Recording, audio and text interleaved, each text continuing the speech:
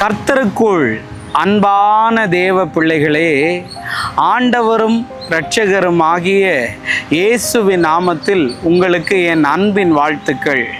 இந்த நாளிலேயும் நீதிமொழிகள் 4வது அதிகாரம் அதனுடைய 23வது வசனத்தை வாசிக்கிறேன். எல்லா காவலோடும் உன் இருதயத்தை காத்துக்கொள், அதனிடத்தினின்று ஜீவ ஊற்று புறப்படும் என்று எழுதியிருக்கிறது. இன்னைக்கு என் மெசேஜோடைய தலைப்பு என்ன தெரியுமாங்க? காவலோடு காத்துக்கொள் என்று பேச விரும்புகிறேன். இல்லாட்டி காவல் பண்ணி காத்துக்கொள் என்று நான் பேச விரும்புகிறேன். இன்னைக்கு வேதம் சொல்லுது, எல்லா காவலோடும் உன் இருதயத்தை நீ காத்து கொள்ள வேண்டும் என்று எழுதியிருக்கிறது. உன் இருதயத்துக்குள்ளாடி யார் வரணும், யார் வரக்கூடாதுன்னு உனக்கு தெரியணும். இப்போ ஒரு கேட்டை நீங்கள் 24 மணி நேரம் திறந்து போட்டுருந்தீங்கன்னா அங்கே என்ன பண்ணுவாங்க தெரியுமா? யார் வாரா யார் போகிறானே தெரியாது.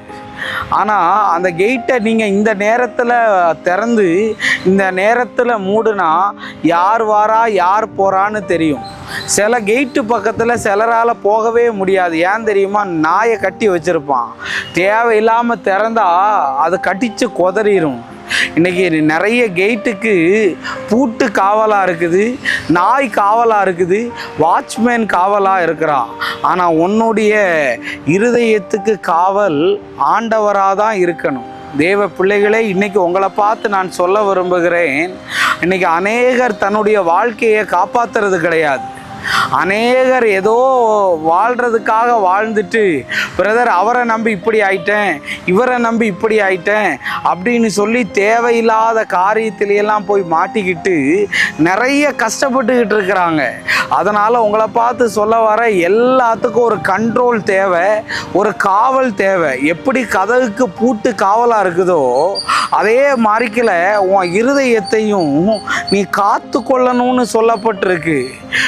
தேவையில்லாதவங்களுக்கு இடத்த கொடுக்காத, தேவையில்லாதவங்களோட பேசாத, இருதயத்தில் தேவையில்லாததை நினச்சி நீ வேதனைப்படாத. இன்னைக்கு உன்னை பார்த்து சொல்ல வரேன், எல்லா காவலோடும் உன் இருதயத்தை காத்து கொள்ளணுமா?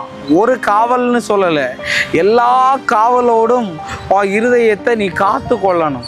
காத்து கொண்டாதான் அதனிடத்திலிருந்து ஜீவ ஊற்று புறப்படுமா. அதுதான் பவர், அதுதான் வல்லமை. அதனால் அந்த வல்லமையை பெற்றுக்கொள்ள ஆண்டவர் உனக்கு உதவி செய்வார். நம்ம ஜெபிப்போம். அன்பான நல்ல ஆண்டவரே, இந்த நேரத்துக்காக நன்றி செலுத்துகிறேன். ஆண்டவரே, இந்த நல்ல நாளில் இந்த பிள்ளைகள் தன்னுடைய இருதயத்தை காத்து கொள்ள உதவி செய்யும். எந்த ஒரு ஆண்டவரே காரியமும் உள்ள நுழையாதபடி பாதுகாத்து கொள்ளுங்க. இயேசுவின் நாமத்தில் வேண்டுகிறேன் நல்ல பிதாவே. ஆமேன், ஆமேன். God bless you. கர்த்தர் உங்களை ஆசீர்வதிப்பார்.